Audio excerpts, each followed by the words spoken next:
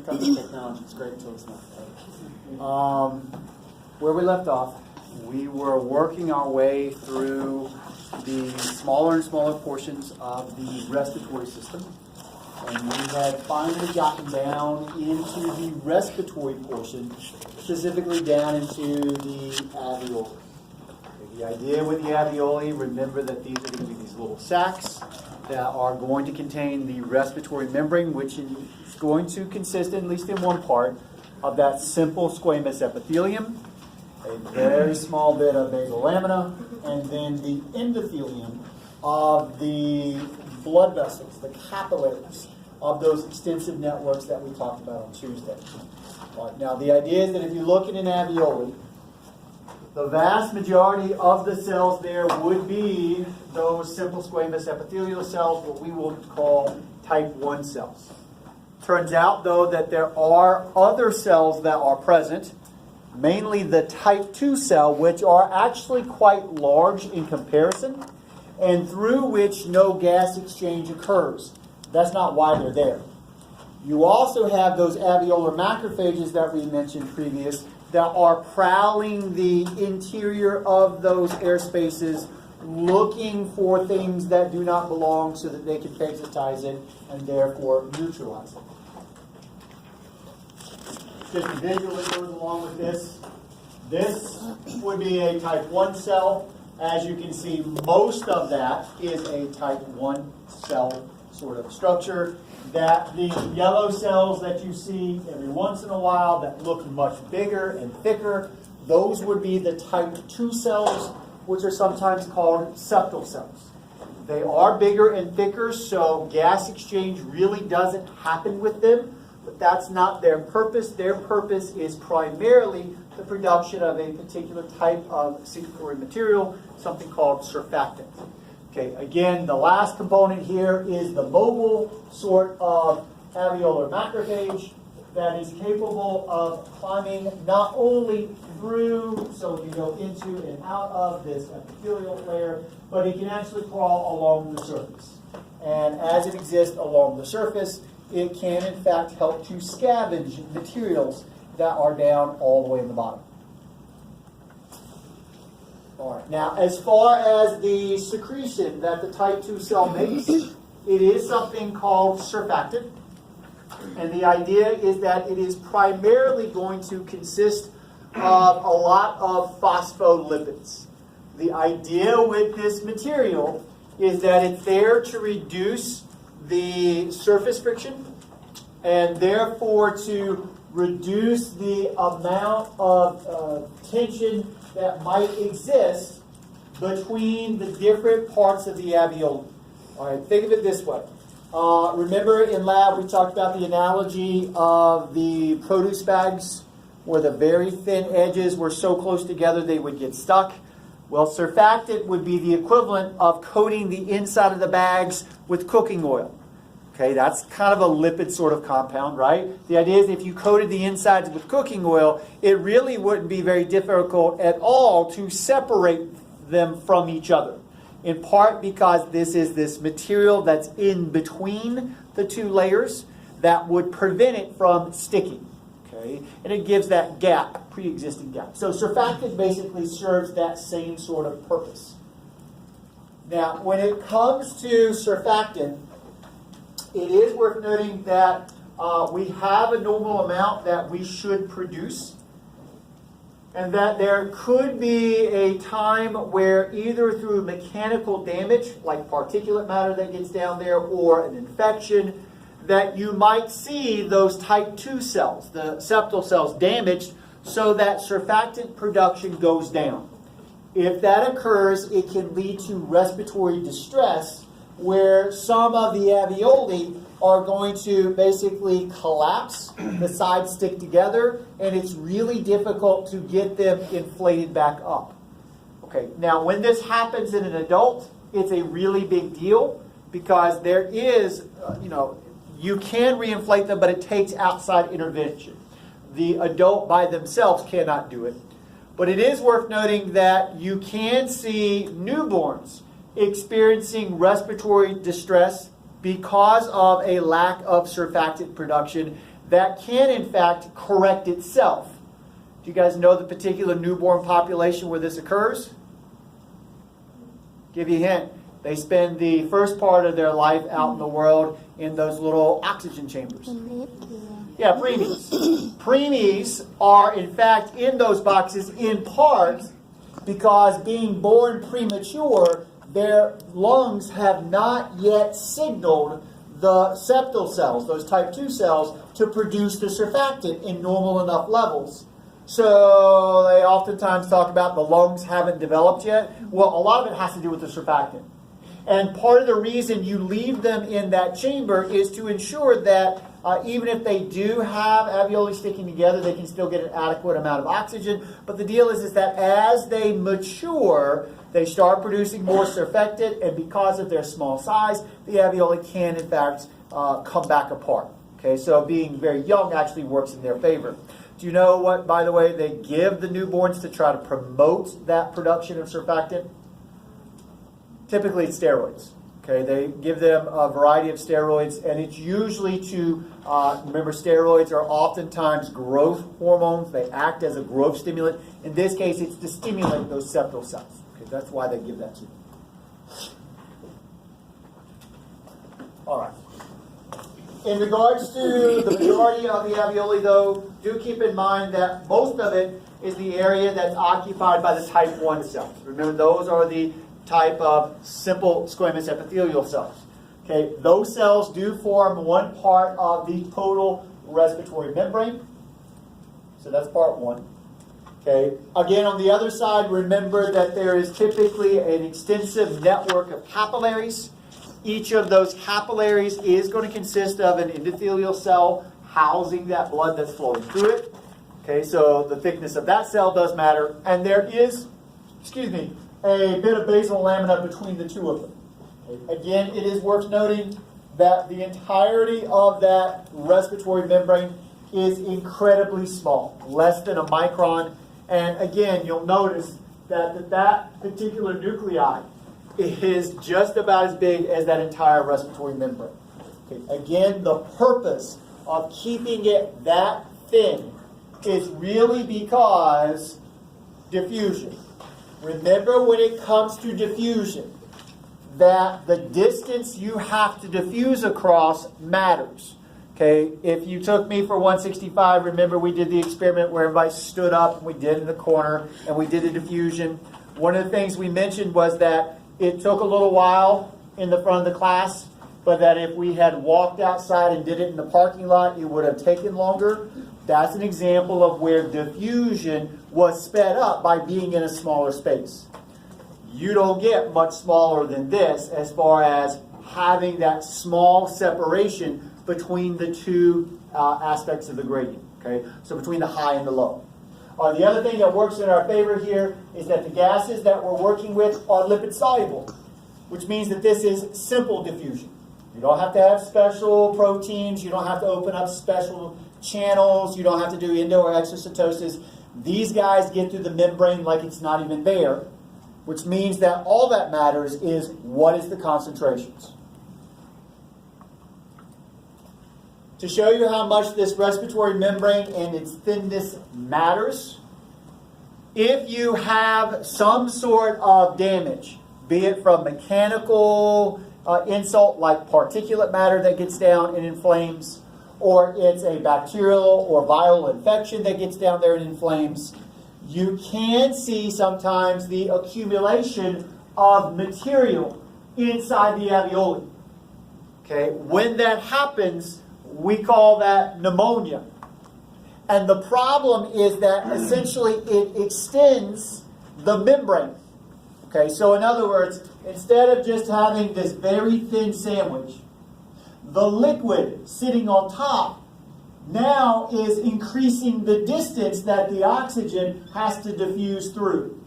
And the increase in distance slows the effective rate. That's the real problem with pneumonia. Having that greater distance caused by the accumulation of that fluid is going to lessen the amount that external respiration can bring in. So we don't want that. We want it to stay incredibly thin. And that does bring us to this. Yes, ma'am. I have a quick question. Yes. What is asthma? What's what? Asthma, like what is it called? Asthma can be caused by chronic inflammation, typically of the conducting pathways, especially down in the bronchial tree, so that you have much more bronchial constriction than you should. And so you have more difficulty getting air down into the alveoli and then back out. That's not the only cause, but that's the most typical cause. Okay. In regards to the respiration, remember as we described it in lecture, it is a three-part process. If we say pulmonary ventilation, again, that's actually what? Breathing. Pulmonary ventilation, breathing, moving air from out here down to the alveoli. Getting the oxygen or CO2 to cross the respiratory membrane, either coming in as oxygen or going out as CO2, is external respiration. Getting those same gases to cross the cell membrane into and out of the bloodstream, that is the internal respiration. You got it. All right.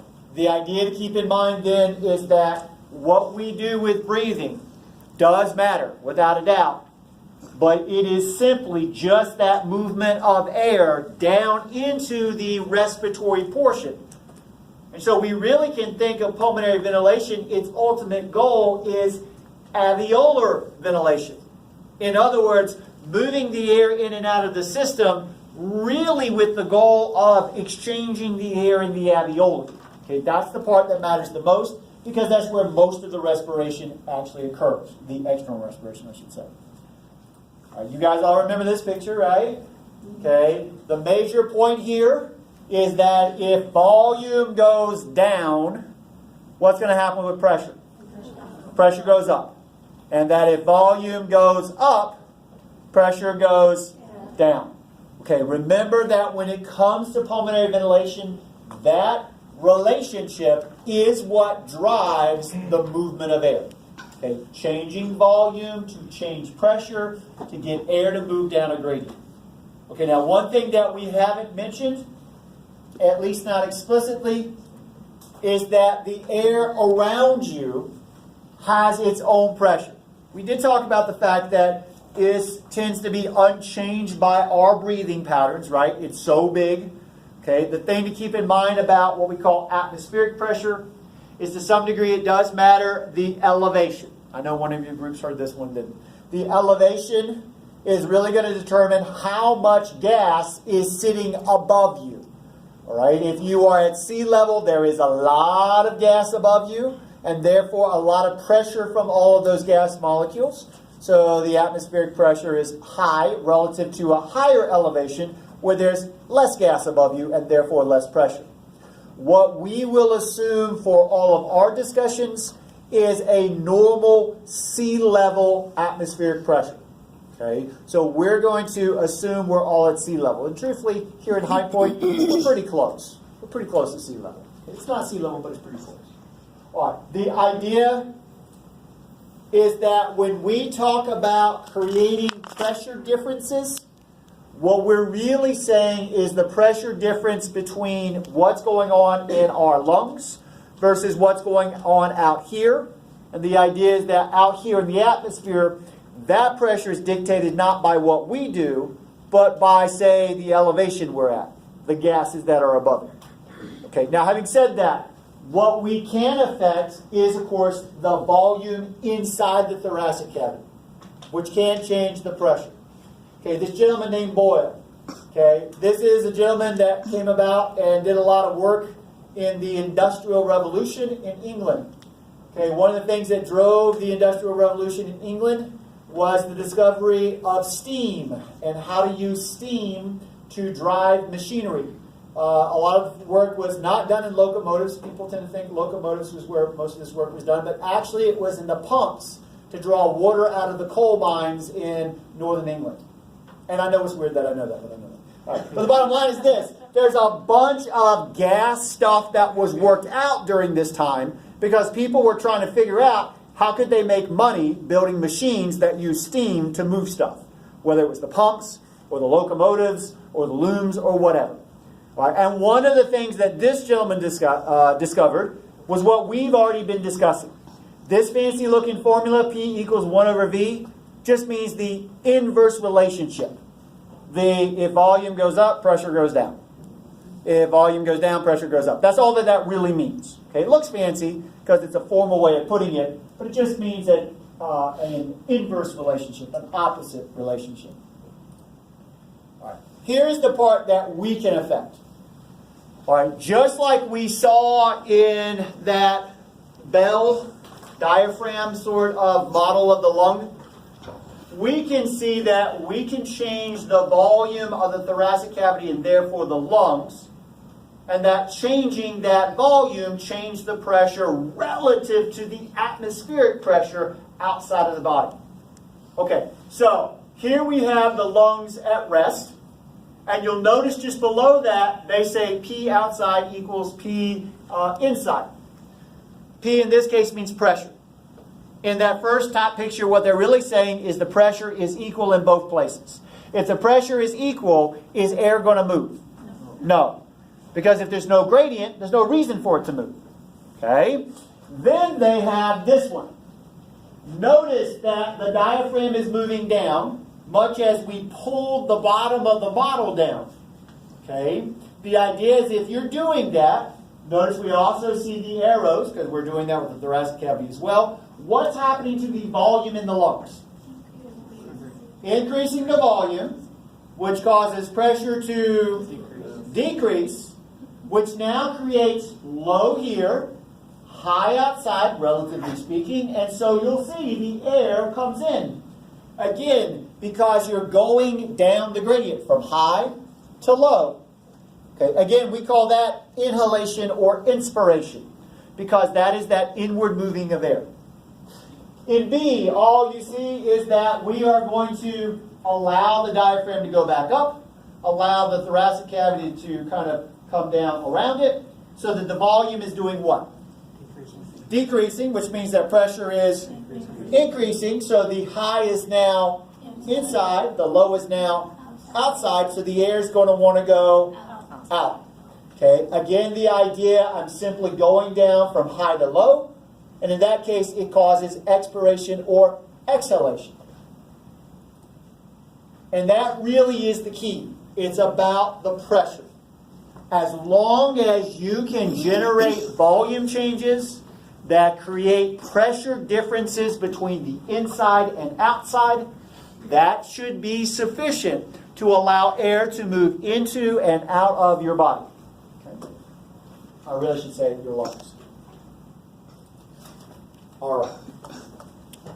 Now, one aspect that I did not necessarily explicitly mention, I know we talked about inhalations, inspirations, versus their opposite, exhalations or expirations. The idea is if you pair those two together, one in, one out, that's called a respiratory cycle. Okay?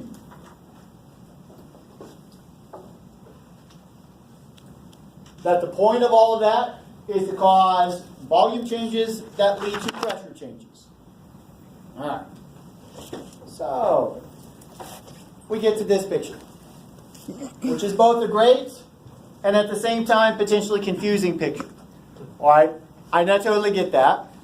So, let me go ahead and tell you to, for the moment, ignore the middle graph and to just look at the top one and the bottom one. We'll start with the bottom one because it's the one that probably makes the most sense. Looking at it, you see it labeled as tidal volume. Okay, again, tidal volume is the amount of air we move when? At rest. At rest. Okay, and what you'll notice is the way this works, here's the time, and here is the air coming in, and the air going out, and look, hey, where's our peak? 500. Okay, so the amount of air that comes in our inspiration, the amount of air that goes out with our expiration. And do notice they color-code it so you can tell which is which. This is the inhalation where the air comes in. This is the expiration where the air goes out. All right, so far everybody good? Awesome. Let's look up top. In the red, what you're noticing in the red, this is what is called the intrapulmonary pressure. In other words, imagine sticking a little pressure gauge inside of an alveoli somewhere in your lungs. And it's actually giving you a reading of what the pressure really is inside of that airspace. Okay. Notice that at the beginning of this cycle, that the pressure is at 0. Basically, before you have started to do anything, it's basically saying that the pressure outside and inside the lungs is the same. Notice over here at time 0, we haven't done anything with air, right? Hasn't come in, hasn't gone out. All right. Notice that what happens now is that pressure drops. Okay. Now, we've already discussed why this is, but I need you to think about it, which is that if you start to inhale, what are you doing to volume? You're increasing volume, which causes pressure to decrease. And everybody's good up to this point there. And then they go, well, wait a minute, I start to see it rise. Okay, so here's the deal. If you decrease the pressure and you get air to start to come in, what happens to the gradient? The gradient starts to go away. Because the idea is that as you have created this pressure difference, all this air out here suddenly says, oh, it's low inside. Let me get in the lungs. And for every new air molecule that gets inside there, that's going to cause that pressure to bump up a little bit. And notice that by the end of the inhalation, you've actually brought in enough air, even though the volume's bigger, that pressure has actually gotten back up to 0. Okay, so your volume went up, your pressure dropped. That pressure dropping caused the air to come in, and as the air comes in, it gets rid of the gradient. This is what happens to all gradients, right? They disappear. Okay, now notice what happens. We make a switch, and that the pressure rises. You already know why. If you get ready to exhale, what are you doing to volume? Decreasing the volume, which is going to make the pressure increase, which is great. But as soon as it does, the air at that increased pressure is going to want to do what? Go out. And as it goes out, I'm leaving, it takes some of its pressure with it, right? So that over time, you see pressure get back down to 0. In other words, and I have now the equal pressure. Until I get ready to bring it back in again. Okay. Now, at this point, please understand that this particular picture is just to show you the consequence that once you set up the gradients, things move. You know that. Okay, but once they move, that in turn affects these pressures. All right. Now you're going to look at the middle one, and you're going to go, okay, one. If you follow where that middle one is pointing to, it's actually pointing between the lung and the body wall, because it's smack dab in the middle of the pleural cavity. That's why it's called the intrapleural pressure. Please do note that at every point on that graph, whether going down or up, every single point in that graph, it's negative. There's a negative pressure there. If something is at a negative pressure, what is it going to tend to want to do to the two sides that are held with this negative pressure? It's going to want to kind of stick them together, right? Okay, this part is what actually causes the movement of your rib cage and the dropping of the diaphragm. This is what translates it into the movement of the lung as well. If you have a negative pressure in your pleura, that basically means that when your parietal pleura is moved by the rib cage or dropped down by the diaphragm, the negative pressure also causes the visceral pleura, the part up against the lung, to also want to be dragged along. Just kind of like if you've ever had a drink that was like icy cold on a coaster, and you pulled up the drink and the coaster came with it, it's because there's negative pressure between the two. If you get rid of the negative pressure, take your finger, kind of make a little gap, what happens to the coaster? Falls off. Because once you get rid of the negative pressure, you lose the connection. It's the same way in your lungs. So you may remember when we were playing with the model, we popped the cork. Popping the cork would be akin to taking what should be a negative pressure and causing it to either become 0 or positive. You lose the connection.